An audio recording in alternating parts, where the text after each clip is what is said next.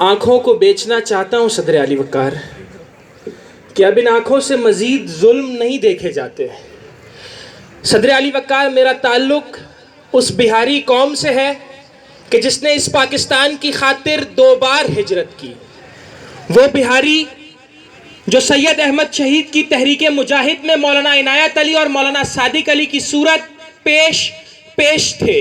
وہ بہاری کہ جن کے زیر نگرانی ہندوستان میں انگریزوں کے دور میں بھی شریعت کے مطابق فیصلہ کرنے کے لیے امارات شرعیہ قائم تھی۔ وہ بہاری جب 1906 میں مسلم لیگ کا پہلا جلسہ ہوا تو وہ نواب اسماعیل کی صورت پاکستان کے قیام کی جد و جہد میں مصروف تھا۔ وہ بہاری جو سر الامام کی صورت ہندوستان کا واحد قائم مقام وائسرائے تھا کہ صدر علی وقار، اگر کسی قوم کا خون ہجرت پاکستان کے لیے سب سے پہلے بہایا گیا تو وہ بلڈ فرام بہار کی صورت انہی بہاریوں کا تھا کہ جب 1946 میں پاکستان بننے سے قبل ہی یہی بہاری بے سر و سامانی کی حالت میں لیاری کے علاقے بہار کالونی کی جانب ہجرت کے سفر کا آغاز کرتے ہیں تو دشمن کی جانب سے ہونے والے ہر وار کو اپنے سینے میں پیوست کرتے زبان حال سے دشمن کو یہ پیغام دیتے ہیں کہ میں شکستہ پا ہو کر بھی ناقابل شکست ہوں۔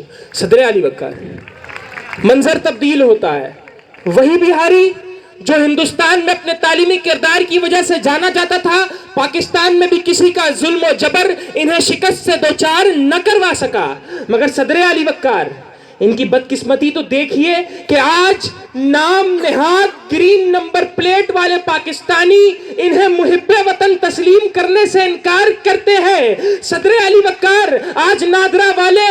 ان کے شناختی کارڈ کے لیے ان سے 74 سے پہلے کا ثبوت مانگتے ہیں، شاید انہیں 74 سے پہلے کی 2 ہجرتیں یاد نہیں۔ صدر علی وقار، 71 کے جنگ میں پاکستانی فوجیوں کو اپنے گھروں میں پناہ دینے والوں کے گھروں میں گھس کے 14 دسمبر 1986 کو آگ لگا دیا جاتا ہے اور انہیں شکست تسلیم کرنے پر مجبور کیا جاتا ہے کہ چٹاگونگ مرکز پر پاکستانی فوجیوں کو پانی پلانے والوں کے علاقے کا پانی بحریہ ٹاؤن منتقل کر کے انہیں شکست تسلیم کرنے پر مجبور کیا جاتا ہے۔ لیکن صدر علی وقار، یہ شکستہ پا ہو کر بھی ناقابل شکست ہے کہ کہیں یہ ڈاکٹر ابی حلیم کی صورت کراچی یونیورسٹی کے 2 بار وائس چانسلر بن کر سامنے آتے ہیں تو کہیں یہ فیصل کریم کی صورت سما نیوز کا بہترین اینکر تو صدر علی وقار، کہیں یہ جنگی محاذ پر ایم عالم کی صورت چند لمحوں میں بھارتی فضائیہ کے 5 جہازوں کے پرخچے اڑا کر عالمی ریکارڈ قائم کرتے ہیں